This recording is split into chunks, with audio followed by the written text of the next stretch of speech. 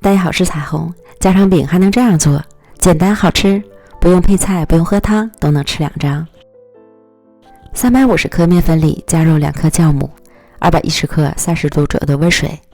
搅拌成絮状，下手揉成稍软的面团，盖上松弛10分钟，这里是不需要翻面的。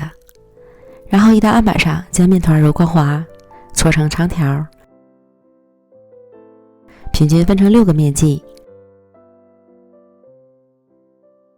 再把每个面剂揉成光滑的小面团，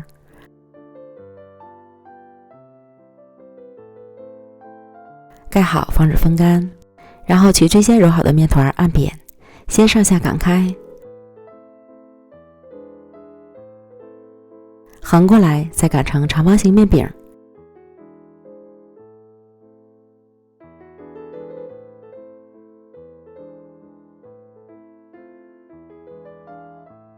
在一端挤上豆沙馅儿，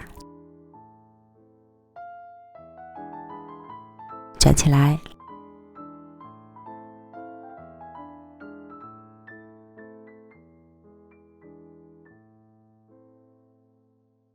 两头粘合封口，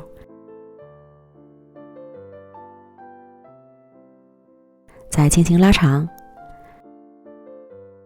两头向中间盘起，再重叠在一起，像这样。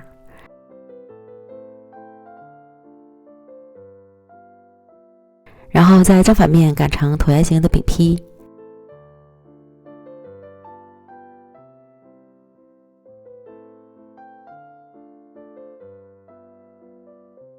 全部都做好后，盖上保鲜膜，醒发20分钟。电饼铛开小火，预热刷油，放入饼坯，盖上盖子焖2分钟，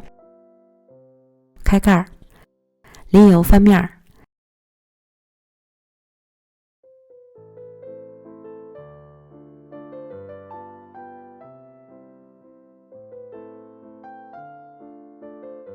另一面烙至上色，再翻烙一次。